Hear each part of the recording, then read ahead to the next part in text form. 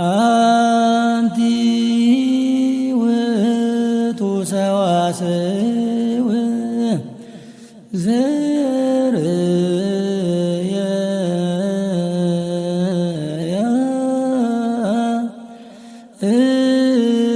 እቆብ እምድር ዘይበስስ ከሰማይ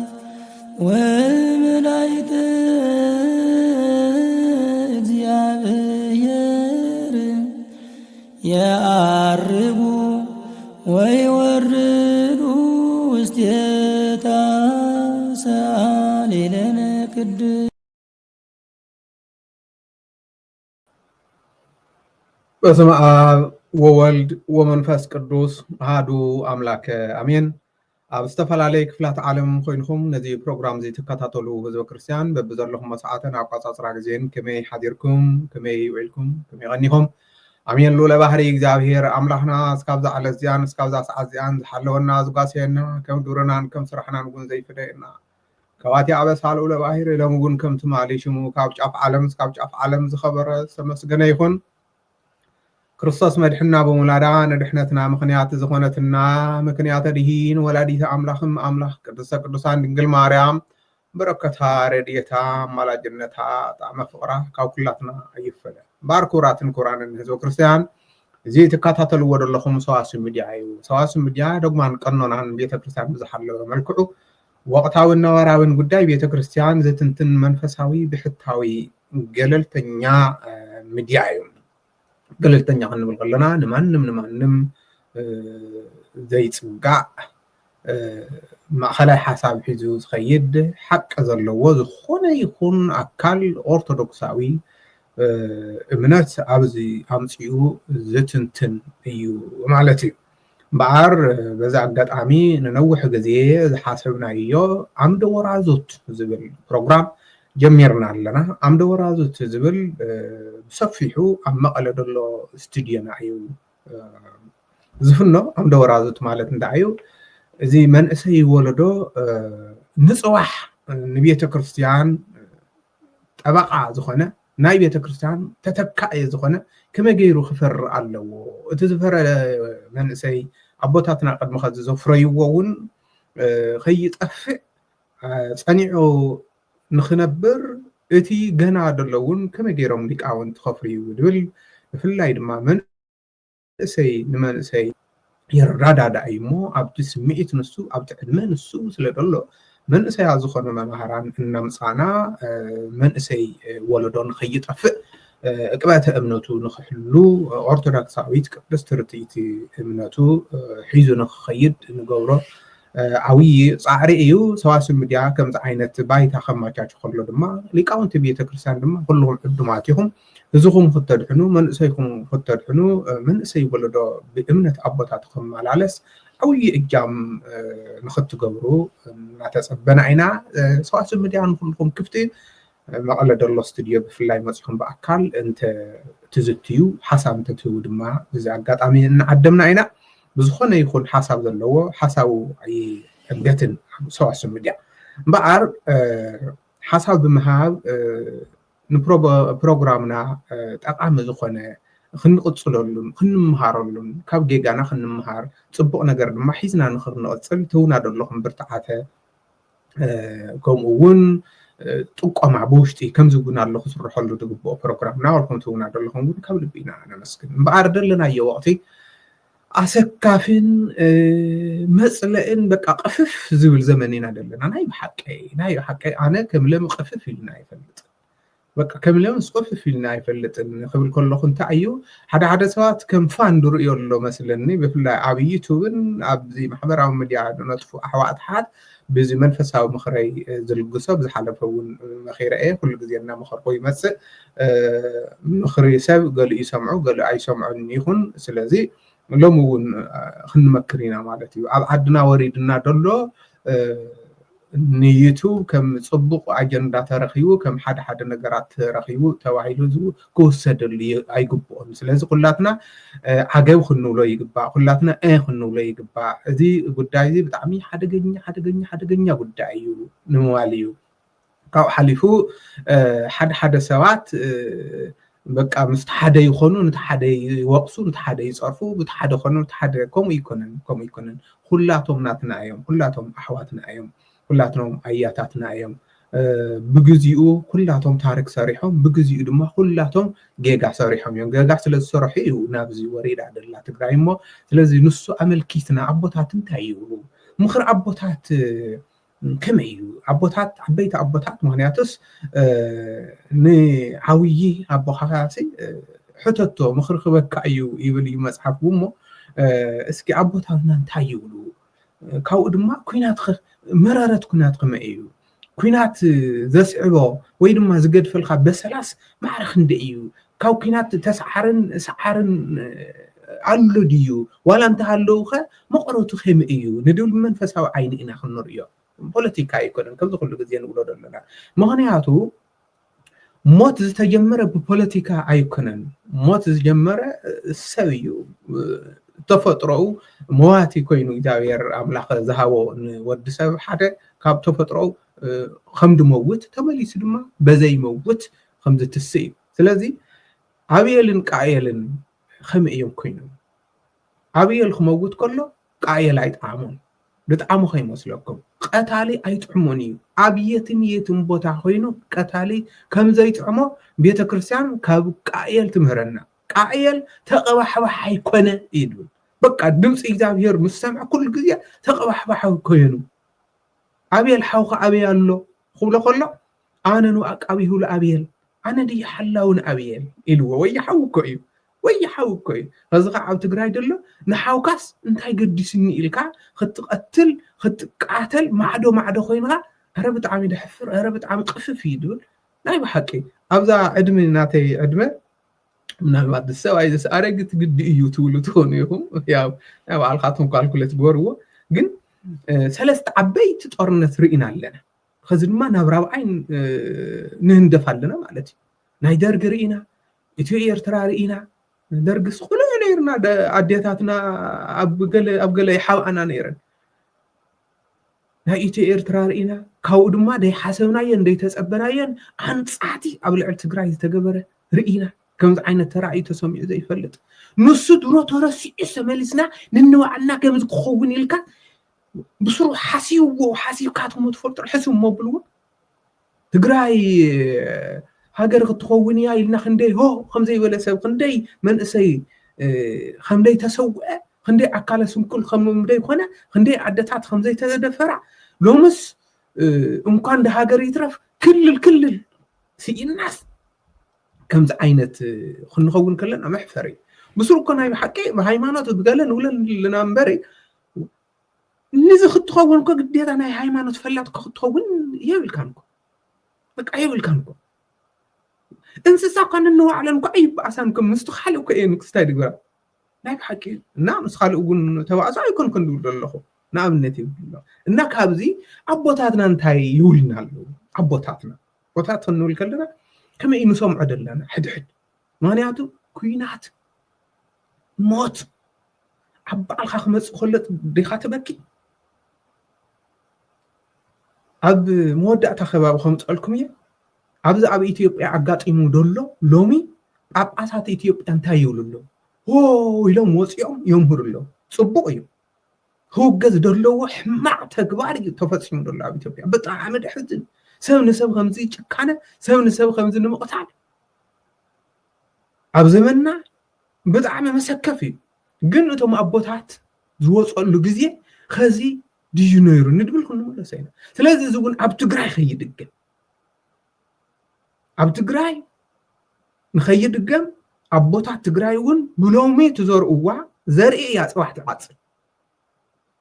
ብሎሚ ትዛረውዋ ቃልያ ንውሉድ ወለዶ ትጸንሕ ንውሉድ ወለዶ ንጉስ ሽዋን ንጉስ ላስታን نبعل منيلك مالتي خبعاسو خقاتلو وتادرو معدو اسليفهم وا نساتهم قحوات كيهم دك حدا حزب دك حدا عد كيهم لمنتاي تبعاسو يلم ንጉሰ ነገሥት ሃፀ ዮሐንስ ከይዶም ዝዓርቀውንኮ እስካብ ኸዚ ተዘንቲዩሎ ታሪክ ናይሎም ተድኸውን ግን ፈሊጥ መባእሶም ነይሩ ናይሎም ፖለቲከኛ ተድኸውን ናቱ ንሳቶም ክበኣስ ከለዉ እንታይ ይኸውን ናቱ ንግስነት እናዓበየ ይስፋሕፋሕ ኣሎ ሎሚ ከምኡ እዩ ተፈጢሩ ዘሎ ኣይተረዳእካትኩምን እምበረ ፖለቲከኛ እያታትና ንዓኻትኩም ኣባኢሶም ናይ ባዕላቶም ስልጣን ናይ ባዕላቶም ክስታይ ንኸዕብዩ እምበረ ንትግራይ ጥር ትብል ሓገዝ ወይ ድማ ካብ ካልእ ክስታይ ኣይኮነን ስለዚ ፖለቲካ ፍልሊ እንተሓልሃልዩ ከምቲ ኩሉ ንብሎ ፍልሊ ኣይሃለ ኣይኮነን ወይ ካልእ ነገር ኣይሃለ ኣይኮነን ቢሮን ወረቀትን ይክኸውን ድግባእ ስለዚ ኣያታትና እዚ ካብ ኮን ኣቦታትና ከንታይ እዩ ኣቦታትና ከንታይ ይዛረብሉ ቃል ኣምላኽ ይፈልጡ እዮም ናይ ክርስቶስ መስቀል ተሸኪሞም እዮም መከራ መስቀል ሒዞም እዮም ንብሎም ኣቦታትና ብዛዕባ ኣይትቕተል ዝብል ምቕታል ሓጢኣት እዩ ዝብል ብዛዕባ ደም ኣብየልን እስካብ ክርስቶስ ዝመጽእ ትጮህ ዝነበረት ብዛዕባ ናይ ቃየል ሕዝቡ ዝምጥፋዕን ዝፈልጡ ኣቦታት እንታይ ይብሉ ኣለዉ እንቶም ወለደን ድብል ቁሩብ ክንርኢና ሓደ ሰብ ኣብዚ ርእዩ ስቂሉ ፍፍፍ ድብል ሰብ ክህሉ እዩ ስምዒታዊ ኣይንኹን ብስምዒት እናኸድና እዩ ናብዚ ወሪድና ዘለና ብምግንዛብ ንኹን ስለዚ ሎሚ እውን ኣቦታት ኮይና ብስምዒት ንዛረብ እንደለና ቃላት መንእሰይ ከጥፍዓ እስኪ እዚኣ ንርእያ እስኪ جبريل ويكع الشحبانو يبال زي سياسة إكليا أنسى أسكونه ودب حوحات يسعري مالت زباتي يحزون 4 نطبيق قمت إذا أتوا النير كايلو قتل زمت خانه كشد السالي ولا جبريل ويكع الشحبانو يبال زي سياسة إكليا أنسى أسكونه لا إليه سوز جورم كندي بيت مرت نيرو كندي حكمنا نيرو ودب انتي مسأ سلازي بتعمي أتقامي حسابات النوا حساباتهم تزم عراريو لحوحات مصرف مالتن حزب تግራይ مصرف مخانو كفلت اللوم حزب تግራይ دما صرف يكونن قالي 3 قالي 4 كما بقي عوده عمت بب 10 عمت دقنا قربت قالس زلي نصبح وندلويو صبيدي يتوديهم دق إلهم كي يحسبوا نالواش تزي خندزي تقالسنا زعم زعي زي فتومبر حزونا لنات مالون اننا مالتيو قالي ام الله قالي ام تعرف ما الله توم زلو حي قالس الله حزو نقالس لنا نحن ود سلازي وحات استداخيمو ايو زلل مونيو ايو غمغامو صحيت ايو ناي غمغام فلطو زيبل ايو سلازي وحات مالت حزب تግራይ مالت ايو يقني غازي زوما بونا ያው ባዕሎም ሽሞም ስለዝገለጽዎ ቀሺ ኢሎም ስለዝገለጹ እዩ ሕወሓት ኣይሰዓረን ገለገለታት ኣው ኣይኮንኩን ትንትን ኣው ኣይኮንኩን ቅድም ከዚ እውን ብዙሕ ግዜ ኢልና ኢና ኣብዚ እውን ኣብ ሰላማዊ ሰልፊ ክንወፅእ ከለና እውን ባዕልና ብኣንደበትና ተዛረብና ኢና ትግራዋይ ባዕለይ ተዛረቡ ከዓ ብዙሕ ሚድያታት እውን ኣሎ ሰልፊ ወፂና ከለና ትግራዋይ ኣብ በረኻ ብጥይት ብብረት ብተኽሲ ኣይሰዓርን እዩ ኣብ ልምዓትን ኣብ ምይይጥን ኣብ ፖለቲካ እዩ ድኽሞቱ ኢለ ይዛረብን ይኣምነሉን እውን እየ ስለ ሕወሓት ስለ ገለ ኣይኮንኩን ድብል ኣለኹ بمساراتو كبعال هات أيوهانس جميرو كيدميو كبعال كاليه بجميرو كبعال أبرها جميرو سكابيه من زنبرة كل زنبرة أورنات تجراوي ناي أي سعرنت منفس اللو تجراوي تيجي واحد تقول كلا لك كم شيء ناو حنت مسيو بحنت الحسي يدسر حبرتو تأمريو إتحط أرنت مس حلفها جن لك كم تاع لحس عاد تبتخت شيء بالتني يدبل إذا قالوا رياض لنا عيب بمهر يعويب ثلاثة نسنتنا دلنا أمن تعيو أبتاع خلتنا جرات استزاروا حدا خلتها سلست إيناز نسوي مالت كم جننا تقصر يقولوا كم جننا تقصر يقولون سلسة سوانا كم تدول ونصم مالتي أو كم هاجع أو دعمت ناول دبولجو كم جننا تايكون أنت ويلكم يه أمنا تاي أدمة سلسة عبيت تقرن تريه خازن رابعي خا أب شافس إحنا لنا إذن كم جننا تايكون خلنا حفر اللي دي ببعنا علامات أبنات هاي أدمة أبي وصح ماله منكراكر وصح ماله نحن قلنا هزونا مسعد قلنا تدافع أي ما يدستي عبازي زودق على كفتي إيو ما يدسات مسألنا تدافع خحفرنا يدقبا كم جقلنا تايخون يندوط قال أي نقر قنا أول نخماتو دلوات كم دلو معلم بتعمي جاهزن بتعمي مو كاب حدا أبو كاب حدا أبو تا باتي يخون لباتي حلي حوحات زرقف أبوي حلي ني توم حرام ريز دلو زرقف أبوي حلي أبو النوت زي جيجا دخون أبو النوتي حق النت أبو النت هيكون كم زعينة أبو النت كم يدمس أبو النتي ولك إذا أبير عملا خزها أبو النت كم زعينة حلف النت هيكون أبية مية بوتاي حلي دول قد مخزي ننا إثيوبيا أسات نوقصم دنورنا تايدي منور سلامة زفلينا مخنيام تايدي لعلو وتعدرات خوينهم إيدهم عبدرتهم أطاويقهم مس وتعدرات علنا سلزول كاو حليفهم ون عبد فاع سلزول إذا تقرأي خموجت على وقو إلهم ترنت أتأخذ يولن إلى تقول إذا وايت هاوس سلزول كوي أيكون عندي سلزي كاو زينا أثناء تقرأي عبطاتون كم تدولن دحل كوينو تاي ترجمو ده تاي ترجم عبنتكو نتي مؤمن حيزونا من قصد أملاك نخو أتو ينبري بمريت هاو بارتي أصليفو ناو كينات نخو قداغو ما يكون نعبوز توعلا بدعم جيجاي كم ذا عينات النار ايت بتكنت تقراي دما سويلا السوق مال صباح نقو لك كم تدحار 500 ناي إثيوبيا أبقاسات دولو بادرلو مجمرة حدوغو زي ولو ناي إثيوبيا أبقاسات خزي حدوغو دولو دلو ناي تغارو عبطات خ أبي مسبس حي حدوغو خولو خزو حدوغو دايولو إذا عقب خبها لكم باي عقب خبها لكم كانت خنو فلست خنو ناي بيت كريستيان سوات كمزي تولو نوري يبصرو انديام قلعه زلو ولع زلو عبو كمز خبل ايكدين نوري سلازي ازي كم جግንነት خر يولو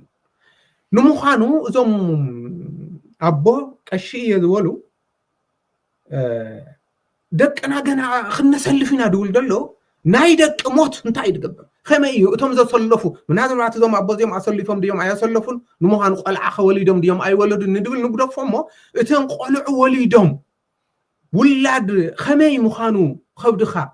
دغدكا وشطخا زقنزوكا اس خمي مخانو ويلك انا كو خال ممهر كو عيد لينا باكل كو علونا ايمكو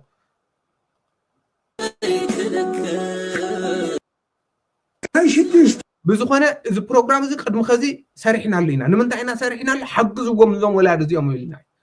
سواء من يعني نتشققون النار دمص زخون سلازخونه بزيهم سلك دويل كاتهم وجخاتهم حقزوهم عينهم محكم إلنا برنامج سارحنا اللي قد مخزي نخزي نزوم ابوزيهم ملسي وي موقعي كنا نمص ادلنا جن كينات معرخ اندينا كبد مخانو بزي حد حمام عين خاز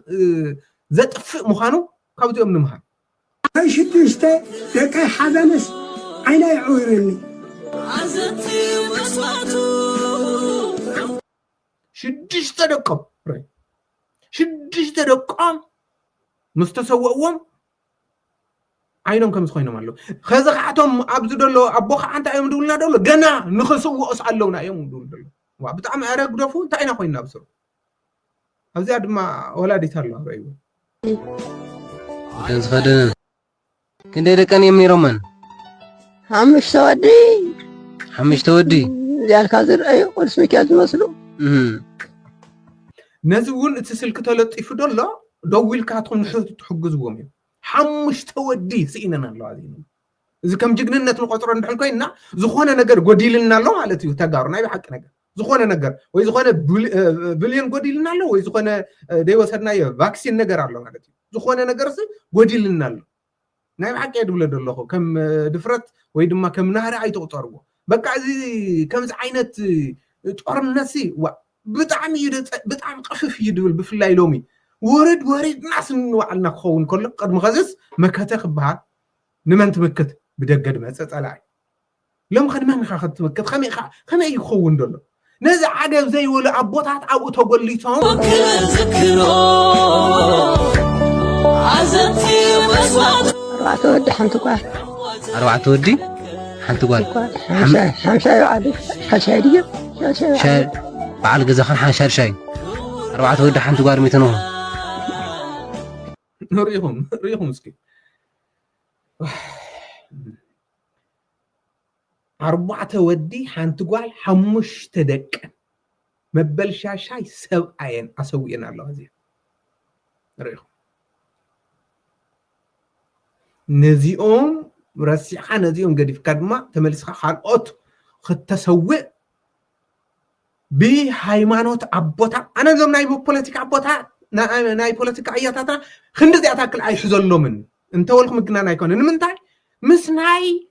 بيتا كهنت زلو أبيتا كهنت زي توشط بوليتيكنيا تعسل زلو بيتا بيتا كهنت شيخان غيرهم زك على زلو لك عندما نزك دوس نجار غيرهم زق أطروه زلو إنهالو أوشتنا كم غيرهم تون بوليتيكنيا بوليتيكا ما بصروا إنه تو هاي الكوي بوليتيكا كون يصير كوي كون أنت مسؤوليتكم بوليتيكا كو كم غيرو خط مكة ناتخا عامز بحال نجار يخاخد توصل بزخونة نجار ስለዚህ ቶም አፖለቲካ ዝውል ዘለው ሰባት ምስቶም ናይ መንፈሳዊ አራአይና ምንም እምንት እዮም አይንሕዘሎም ስለዚህ ከምዚ ዓይነት እግረ መገድኩም እዚ ስልክ እውን ኣብኡ ደሎ እናደወልካትኩም ቃዕምኩም ሓግዝዎ ልክ ስታርባክ ኣቲኹም ንሓንቲ ካፕቺኖ ትሰትይዋ ናብ ዓዲ ኸይዳ ነዚአን ባኒ ትገዝእ እያ ናይ ብሓቂ መሕዘኒ እዩ ቶም ሓንቲ ወዲ ተዛረቡ ኣቦ እዚኦም ድማ እዚኦም ማለት እየ ልቢ ሃቦም ኢና ክንብል ዋላ ሓደ ከምዚኦም ዝበሉ ብዙሓት ህልው እንዲኦም ብዙሓት ክህልው እዮም ከምዚኦም ዝበሉ ኣለው ካልእ እውን ነይሮም እዮም ብዙሓት ኣለው እዮም ንኣብነት ኢና ኣምፂና እዮም ዘለና ስለዚ ከምዚ ዓይነት ካባኻትኩም ኣይንፅበን ናይ ብሓቂ ከምዚ ዓይነት ካባኻትኩም ኣይንፅበን ምክንያቱ ኩሉ ሰብ ንስሓ ኣለዎ እዩ ኣብ መወዳእታ ከዚ ስምዒት ስለ ዝኾነ እምበር ኣይርድአናን እዩ ድሓር ግን እግርናን ኢድናን ምእዛዝ ኣብ ዝኣበየና ካህን ፀዊዕና ክንናዘዝ ኣብ ድበፅሕናሉ ዝገበርናዮ ነገራት ኩሎም የጣዕሱና እዮም ስለዚ ሎሚ ንዛረበ ንፅባሕ ከጣዕሰና የብሉን ንፅባሕ መከራ ክኸውን የብሉን ደቅና ካፍሩሉ የብሎም ስለዚ ብምንህሃር ዝኸውን ነገር የብሉን ጭራሽ ካብ ምስ ጣልያን ምስ ገለ ንገጥም ደለና ኮይና ኣምሲልናዮ ብጣዕሚ ኮይ ድገርመኒ ደሎ ከመይ እዩ ድኸውን ደሎ ብስሩ እንታይ ኢና ንገብር ደለና ስለዚ በዚ ኣጋጣሚ ኣብ ሶሻል ሚድያ ትነጥፉ ደለኹም ኣሕዋት እውን ኣነ ዓገብ የድብለኩም በቃ ነውሪ እዩ ምስ ኸለ የደለኹም ምስ ኸለ እቲ ኸለ መን ድዩ ግርም ካብ ድብለኩም ድማ ማለት እዩ ንእቶም ኣብ ፖለቲካ ከምኡ ኢልካ ፖለቲከኛማ ኣብ ላዕሊ እስካብ ድበፅሕ እዩ ንታሕቲ ደሎ ንሓብሓበ ድኸንበር ኣብ ላዕሊ ምስ በፅሕ ዋላ ሓደ ይኮ ዋላ ሓደ ስለዚ ምስ ህዝቢ ኮይንካ እቲ ህዝቢ እንታይ እዩ ዝደሊ እዩ እቲ ህዝቢ ዝደሊ ሰላም እዩ በቃ ሰላም እዩ ሰላም ድማ ብኸመይ ክመፅእ እንድሕልኩም ብብረት ምትኳስ ኣይኮነን ድመፅእ ትግራይ ስን ካልእ ብሄረሰባት መሰሊ ሂዋ ተባሂላ ኢትዮጵያ ናብዚ ደረጃ እዚ ኣብፅሓ ኢትዮጵያ ተኣክል ዓዲ መሪሓ ብኣፍሪካ ይኹን ብኩሉ ተፈራሕትን ናማዕበለትን ዝኸደ ዝነበረሲ ትግራይ ንትግራይ ባዕላ ከምዚ ኣብ ምትእልላይ ኣብ ምዝታይ ክትስእን ኢልካ ከመይ ጌርካ ትሓስብ እሞ ምሁራን ከይትስእኑ ዓለም ዝመርሑ ምሁራን ኣለዋ እኮ እዮም ናይ ሓቂ እኸለ ማለት ኣየድልን ክንደይ ኣብ ዝተፈላለየ ዓለም ኣለዉ እዮም ምሁራን ንሶም ኮፍ ኢሎም ዋንታ ከም ትገብሩ ዘለኹም ክልተ ሰለስተ ሰባት ንዝኩሉ ህዝቢ እንታይ ከመይ ገይርኩም ኢኹም ብብረት ክፍታሕ ኢኹም ኢሎ ክፍታሕ ዲኻ ኣይፍታሕን ብምንም ነገር ኣይፍታሕን ስለዚ እዚ ኸዚ ንዛረቦ ደለና ንሕና መከራ ይሓልፍ ደይሓልፍ መከራ የለን ዘይሓልፍ ቃልካ እዩ ሎሚ ተዛረብካይ ኣይሓልፍን እስራኤላውያንማ ኣብ ግብፂ ብግዝኣት ፈርዖን ብባርነት ፈርዖን ልዕሊ 400 ዓመት ኸርተት ኢሎም እዮም ነገር ግን እቲ ስቃይ ንሱ ሓሊፉ እቲ ኣብኡ ዝገብርዎ ዝነበሩ ሕድሕድ ግን ተመዝግቢኡ እዩ ስለዚ ክፍኣት ስለ ዝገበሩ እዩ እግዚኣብሔር ኣምላክ ናብታ መዓርን ፀባን ተውሕዝ ምድረ ከነዓን ከውርሶም ከሎ ልዕሊ 20 ዓመት ዝኾኑ በዘይካ ካሌብን ኢያሱን ኣየውርሶምን እዩ ንምንታይ ኩሎም በዲሎም እዮም ንሕና እውን ስለዚ እቶም ብዕድመ ዕብይ ድበልና ደለና እግዚኣብሔር ኣምላኽ ከምኡ ከይገብረና እዛ ኸዚ ንዛረባ ደለና እዛ ኸዚ ነተንፍሳ ደለና ትንፋስና ከይነቐፀት መልሓስና ከይተዓፀፈት ከላ ነቲ ንእሽተይ ወለዶ ናብ ሓዊ ከይንማጉዶ ብቃላትና ንሕና በዘይ ንኣትዋ ንሕና በዘይ ትንክፈና ጦርነት ንሕና ባሩድ ኣብ ዘይጮነና ምናትና ቃላት ተለዓኢሎም መንእሰያት ከይዳጎሙ ሎሚ ኢና ክንሓስበሉ ድግበና ነገር ግን እንድሕር ሎሚ መሕሰብና ተደፊኑ ኮይኑ እቲ ጎይታ ሰራዊት እግዚኣብሔር ኣምላኽ ክመፅእ ከሎ الشو خين وارد الشو خين حفر مالتي سلازي بقال خون تكننيخا بأندبت خون تفرديخا بخل نجار كمتي قويتانا مرحانينا إيسوس كريستوس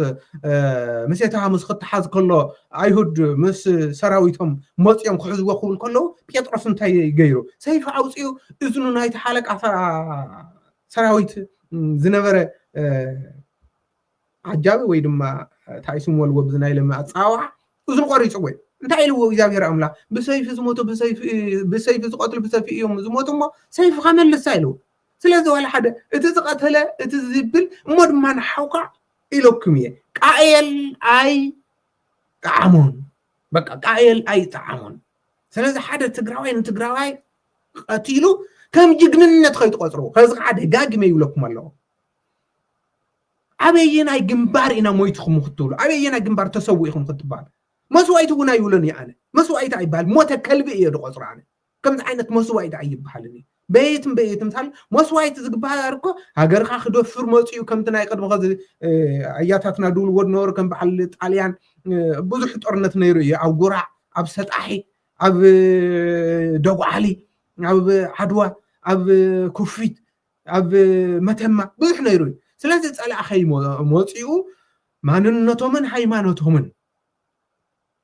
خيابرسهم يقال هول نيرهم مسوعي تخفي لهم نبايم بعد سماعيتات يبال خذ زمتو عم انت انا سماعيتات خنولا تاي خي مصيو زكلا خلو تغراواي كوي بتدلو تغراواي نزي يوم اب كندي كوميتي ناي سلام كوميتي اتايشخا اي بتكن تغراي اي معفرت اي حافرنا ناي بحق حافرنا تسكفنا نابي خمن اتو طفينا نزي عنا اي سلام كوميتي اتايشخا حدق نسخاون تولو واكم تناي قدما زي إنا بنيرنا قال إذا بدو فوتشو ما يزي قاصر سؤالك ني عبل مبلع إذا تاخد شنقل ناي كنا نبلنا ناي بحق خذ عبيت عدد اللو مهوران دلو ناي دبلوماسي سبعة دلو كاو أديت هتون روح رعات سلازغنا ولا إجر ناي تمرح دحزة بلن أنت سناي دبرتين أنت سناي قطعتون عاديهم دحزة بلن بيزا خاسل ولادها حدق نحل لهم هو الفوقولي أيكونن جن عبل نمبلعي حدق إلنا يتبع أين قبلان قد مخزون أي تقبلنا يعني مخنياتو قط أي زبالة سلازي نبارك لك ناي أرك أي مجدي يعني ناي أيكوننكم سلازي خزون نمل نيرنا هنا كم تقد مخزي عدو جرات الجور ناي سلام كوميتي أي شخ تجراي إمكان نوع على خالق سلام تقون ناي سلام عدي زنبرات قدم بياتاتنا خالق بإمنة زي مسلوهم سواتك أرثوذكس نهالو كالوت آمنت كابسعود عرب موسيوم نور عدنا يلوم سلام زهوهم ناي سلام بوتا زبال كلنا مدر حبشات وهايلوم بتتقوموا مخنيات خزقن الناي وعلنا ناوي خنغيد إلو من سيجاني قوة فقعدو يمنن فقعدو بحرن درار عسان درار طيتن أو أسروتن زماء ظل من سي خلنا حسول لي يقبعنا انت زي كوين جن مود عواي اسكاو تمصي ان نصب ندحل كوينا لك كم سوعتك كلاتنا اينا خنطف ስለዚህ እነዚህ አዞም አሕዋተ ቀደማኹማ ኣብ ዩቱብ ትነጥፉ ይኹን ኣብ ቲክቶክ ትነጥፉ ይኹን ኣብ ፌስቡክ ትነጥፉ ይኹን ኣብ ኢንስታግራም ትነጥፉ ይኹን ኣብ ትዊተር ትነጥፉ ኣብ ኩሉ ትነጥፉ ነዚ ነገር እዚ ክትኩኑን ወይ ድግባኩም እንተ ዘይኮን ግን ኣነ መስቀላይ ኣይኮነን እቲ ሓደ ጉናትኩም እዩ ኣነ ጉናትኩም እዩ ሓንቲ ክነግረኩም ሓቂ ክነግረኩም ናው ዓዲ ደው ኢለ ነይረስ ደቂ ሓቦታትና ኣለዉ ደቂ ሓቦታትና ድወልዎ ናይ ብሓቂ ይሰምዑኑ ህልው እዮም እንዲያም ሓደ ከም ኣብነት ለምፃኩም ደለኹ ኩሉ ትግራዋይ ደቂ ሓቦ ደቂ ሓያድኖ እዩ ደቅኖ እዩ ኣሕዋት ግን ቀሪቡ ክብል ከሎ ድማ ማዕረኽ እንደዚ እዩ ምክንያቱ ሓደ ሰባት ብፍላይ ኣብ ዲያስፖራ እንታይ ኢና ኮይና ቁሩ ኣይርድአናን ኣሎ መስለና ናይ ብሓቂ ሓደ እምበር ኩሉ ሓው ሓፍቱ ሓደ ከም ድኾነ ይፈልጥ የና ነዚ ይስምዑ እዩ ሓደ ደ ይስምዑ ከየሊ እስኪ እዚኣ እቲ ሓደ እንዲያም ኣጋጣሚ ዓዲ ከይደ ከለኹ ቅድሚ 2 ዓመት ይመስለኒ 2 ዓመት ይቐርብ ኣሎ ድመፅእ ደሎ ጥር ረኺበየ ነይረ ብኣካል TDF ነይሩ ካብ TDF ምስ መፀ ካብ ዓይኒ ብዓይኒ ኣራኸበና ረኺበየ ከዚ ይሰምዕ ኣለኹ እቲ ሓደ ምስቶም ኣብ ዓዲ ደለዉ ኣሎ እቲ ሓደ ምስቶም ሓራ መሬት ደለዉ ኣሎ ደቅና ደቅቦ ኮይ يسمعن هلو يوم ناي بحق يكدو لكم كم نسمعه خبتهم ولدي اتولادي تراعياتني اتولادي تراعي انت عايز قداي تعي خيد له اذي اب حد غزا خمدلو يدبل له اب حد غزا بصور خطراي ودنخا ادخا احيل ازولدو تطراي ديو كومودي خوندل ابراي ادولن ادو اندولن كو دق نكوي امندر تادولن ابشر دولن كو دق نكوي تاخاتهم تخوندلو تاخون تغوردلو نامي يدخيد دلو بصور تحاسبوا دلو منن يوم تفاصيتهم دلو تحاسبوا دلو كابز زركب عوت يلن بفصم اسكي حدي عشان يفهموا نبل حدي عشان في تقرأي تقاطعر نبل حزب تقرأي سلام ديخو دس ديخو انك عسيس بغير خدي يخو كومو دبال يسرحن كومو دبال يسرح ابل عل دلكم يكون اب تحت دلكم يكون ناي بحق خزبون كاب لب نولكم علينا كم قلين كم سواس مديا تكالن جيغاكم تقولوا دلكم غدفو بفلاي دما ابوتات ناي كريستوس مسقل زتشكمكم سب ختدحنو نسقو تسفا ختخونو نزا مريا زي اخت تصانعنعوا بسلام خنبر اግዚአብሔር መንፈስ ቅዱስ ዘሸመኩም دحر اموداتا غزي دما حزكم ናብ ገነት ختاتو بتي قال املاخن بتي مصننعن እግዚአብሔር املاخ نعخم حادر عباغ ايلو زهبكم مسخاغن تسلف دايلكم كمز عينت قالات خنسمع كلا بقى حافرنا عينا سلازم نساتهم انتي تخونو كابناي اثيوبيا قاسات كابناي اثيوبيا فلسطين تمهارو اذا اثيوبياون حد خلاتنا يا اذا نا اثيوبيا اورثودوكسون ناي كلاتنا امنت يا دوغما قننا حدايو ابزي حد بلن دحلالي ولا حدا خنغبر عين خلل اسكاب خزي تفلنا يكون اي تفلنا يكون دمصنا طب بتسلازيل ولا حدا ነገር ግን እቶም ናይ ኢትዮጵያ ጳጳሳትን ፈለስትን ተጋግዮም እዮም በተጋጋዩዎ ነገር ከዚ ክወግዝዎ ከለው እስክንስምዐዮም ሽዕ ተድኸውን ከመይ ኮነ ነይሩ ክንብሊና ስለዚህ ትሽዑ ተጋጋዩዎ ገጋ ኣብ ትግራይ ክድገም ይውሉ እምነትነት እየተገደልን ነው ያው በክርስትናችን በሃይማኖታችን የሰው ልጅ ሁሉ ስለምን በግፍ ይሞታል ስለምን በግፍ ይገደላል እዚኦም ትሪእዎም ደለኹም ብፁዕ አቡነ ናትናኤል እዮም ማለት እቲ ፕሮግራም በትግርኛ ስለጀመርኩ ወይምበሪ በመሐረኛ ተደውለ ጽቡቅ ነይሩ ለምንድን ነው እኚህ ብፁዕ አቡነ ናትናኤል ናቸው ይህንን እያሉ ያሉ ሞትን ይብቃ ነው ጥሩ ነገር ነው ጥሩ መልእክት ነው ሞትን ይብቃ ማለት የአባትነትን ኃላፊነትን እየተዋጡ ያለው ግን ድሮ ቢሆን ኑሮ ድሮ ስላላደረጉ ለምን አሁን አደረጉ እያልን አይደለም ያለነው ግን ይህንን አሁን ግፍ ሞተብን ያለው ከድሮ አባቶች 2013 እንደዚህ ብለው ቢሆን ኑሮ እንደዛ አይሆንም ነበር ያንንም እየተናገርን ነበር ለምንድን ነው ያ ኦርቶዶክስ እምነት የሚባል ለማጥፋት በኋላ በጀርባ የተሰለፈ ኃይል አለ ይያል ነው እንደዚህ ተከፋፍለ የእንትን ኦርቶዶክስ የእንትን እየተባለ ተመናምኖ ራሱ በኋላ መጥቶ በጀርባ ሆኖ መጨረሻ ምን እንደሚያደርግ አባቶች የገባቸው አይመስልም እያልን የተናገርን መጥተናል አሁንም አልገባቸውም አሁን ይህንን ሞት ይብቃ ያሉት በእውነት ሞት ይብቃ ግን ብፁዕነቱ ይህንን ነገር ለእርስዎ ብቻ ሳይሆን ከሱ አቻ ያሉም ቢሆን ሌሎችም ቢሆን 2013 እንደዚህ ብለው ቢሆን ነበር ይህንን አይደርስም ነበር በእርግጠኝነት አይደል ይህንን ሁሉ መከራና ማአት እየወረደ ያለው የአባቶች ድክመት ነው የአባቶች ተፖለቲካ ያላቸው ቁርኝት ነው የአባቶች ለስጋው ፍላጎት ነው ሰማያዊ ሳይሆን ምድራዊ ፍላጎት ነው የሆነ ፓርቲ የሆነ መንግስት ቅር እንዳይለው ተማሳስለ መሄድ ስለነበረ ከ2013 ጀምሮ ጳጳሳቱ በትግራይ ያሉም በኦሮሚያ ያሉ በአማራ ያሉ በሁሉ ያሉ አንድ ሆኖ በክርስቶስ ሳይሆን በብሔር መለያየት የለብንም እኛ የክርስቶስ ነን የመረጠንና ያስቀመጠን መንፈስ ቅዱስ ነው ብለው ለህዝባቸው ቢቆም ኖሮ ያውን አሁን ኢትዮጵያ ላይ እየወረደ ያለው ማዕት አይወርድም ነበር ግን አሁንም በትግርኛ እንደምንለው ዘንበለንበር አይፈሰሰን ይባላል። ምንድነው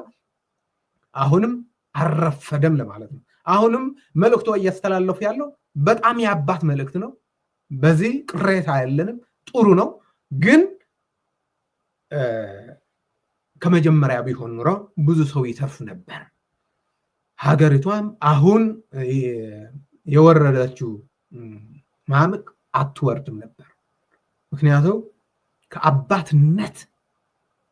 የሚወጣ ክርስቲያን የለም። ከክርስትና እምነት ስለተወለደ ሁሉ ማለት ነው። እና በትግርኛ ስለጀመርነው ፕሮግራሙ ይህንን አንዳንድ ሰዎች እንዲያዩት ብለን ነው በአማርኛ እያልን ያለው። ብፁዕነቶም ለትግርኛ ቅርብ ናቸው። ትግርኛም ሁሉ ያውቃሉ፣ ችግር የለውም። ግን ሁሉ እንዲሰማን አንዳንድ ሰዎችም ይህንን ፕሮግራሙ አንዴ በትግርኛ አንዴ በአማርኛ ለምን አደርጋል? ይህን ነው እየተለያየ ያለው። የቋንቋ አይደለም ችግራችን። ችግራችን ቋንቋ አይደለም። ቋንቋ ለመግባባት ነው እንጂ የተፈጠረው ለመለያየት አይደለም። እኛ የምንጠቀመው ግን ለመለያየት ስለሆነ ያው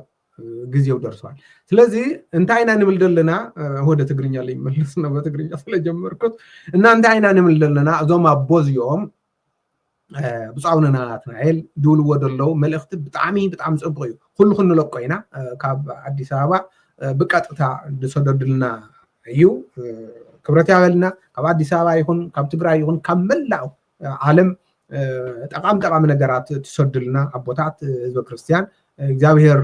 ያክብረልና እግዚአብሔር ያክብርልን ነው የምንለው። እናንተ አይና ንብልልና ብጻውና ናትናኤል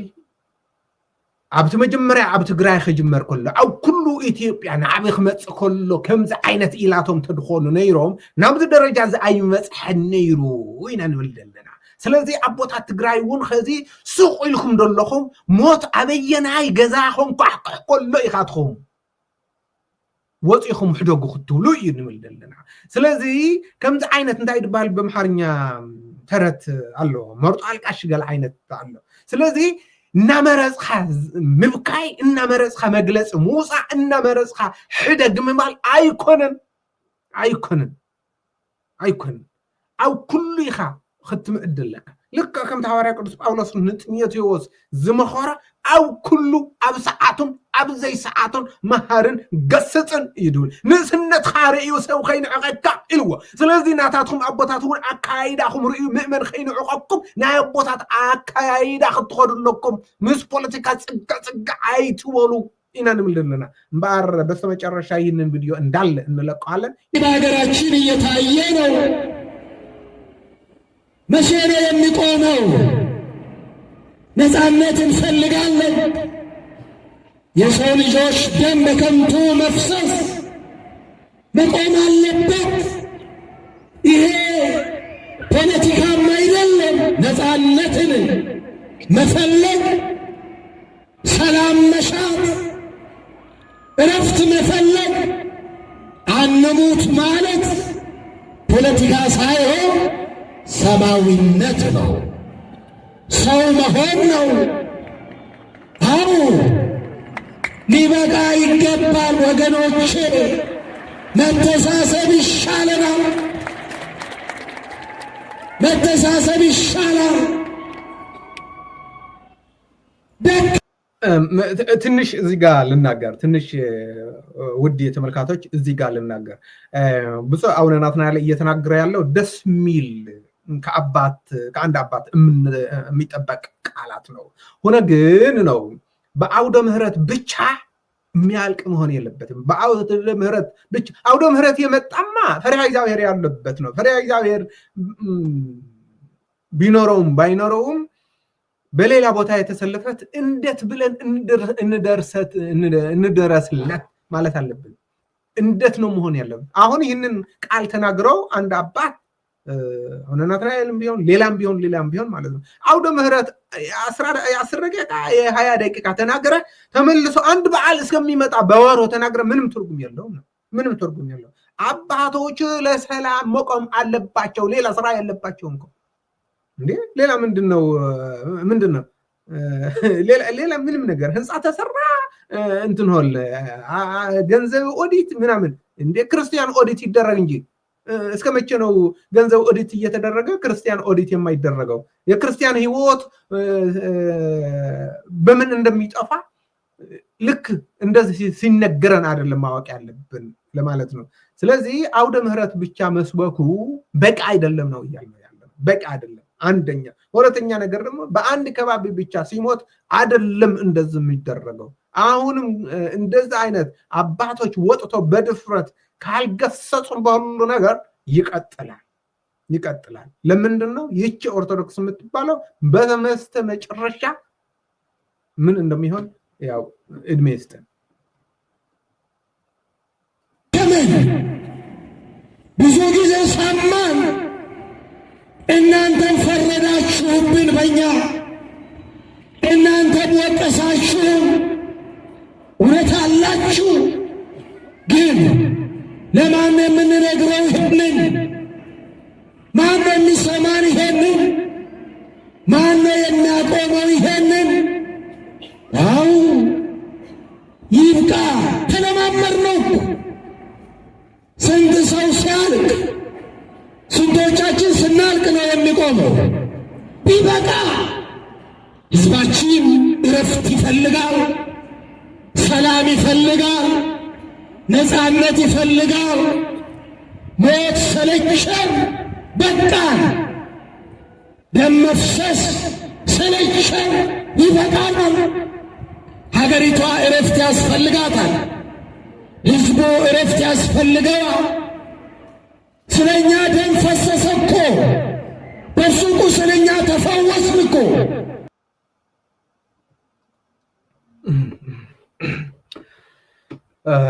ብጣዕሚ ድሕዝን ፍጻመ ተፈፂሙ ኣብዚ 2-3 መዓልቲ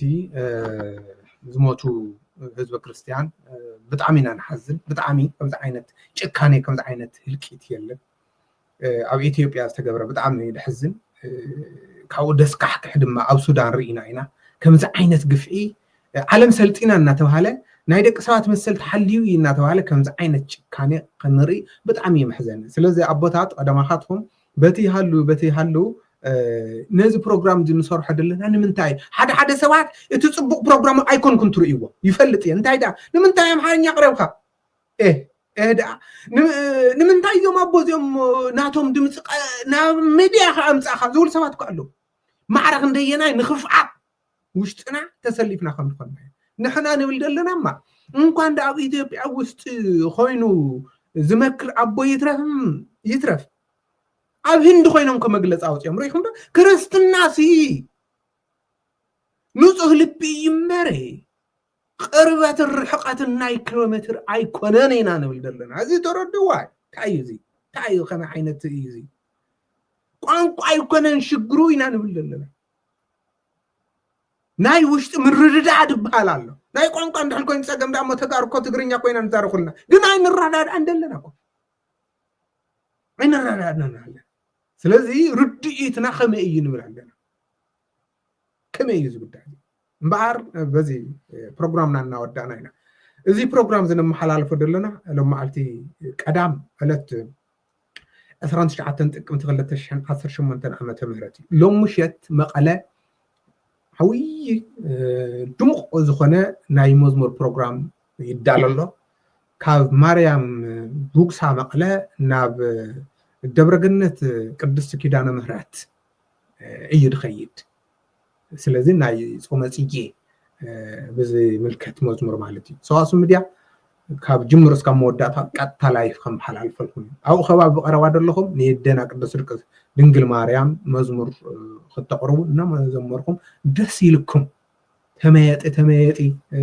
እናበልኩም መዝሙርኩም እናዘመርኩም ዓጂብኩም ንክትኸዱ እግረ መገድና ኢና ንሕብር ዘለና። ኣብ ርሑቕ ደለኹም ድማ ያው ሰዋስው ሚድያ ኣሎ እዩ ብቀጥታ ላይፍ ከመሓላልፈልኩም እዩ። ልክዕ ኣብኡኹም ደለኹም ገይርኩም ቁጠርዎ። ምሸት ተፀበይና እምበኣር ድነበረና ግዜ ኣብዚ ወዲና ኣለና። እግዚኣብሔር ኣምላኽ ሰላማዊ እግዚኣብሔር ሰላም የምፅኣልና። እዚ ልብና ተደፊኑ ደሎ ንንባዕልና ረሓቐና ደሎ እግዚኣብሔር ኣምላኽ ልብና የራሕርሕ እዩ። ምክንያቱ ልቢ كبديو لب فرعون كو زدندنو من دي إذا بعلو كوي بعلو عدندين ولبخا ترعي له أطريرو نحنا ون إذا أملاخ لبنا أطريرنا خي خون ما مهنياتو لبخا ندحل أطريرو إذا ما نتفع سلزدلك كاي ما أي لب ما أطريرو أطفيه وميو فرعوناويان ግብፃውያን ልቦም አትሪሩ አጥፊእዎም ልብኻ እንድሕል አትሪርዎ ይዛየርማ ናይ ንስሓ ልቢ ስለ ዘርሕቐልካ ኣይ ይረኣየካን እዩ ትኾነ ከዚ እውን ኣይረኣየልና ኣብ ቅድሜና ተደቂኑ ደሎ ሞት ኣይተረኣየናን ናይ ብሓቂ ኣይተረኣየናን ካልኦት ሰባት እምበኣር ናይ ሎማዓልቲ ፕሮግራምና ኣብዚ ወዲእና ኣለና መስዋዕት ለይዛየር ድሓንኩም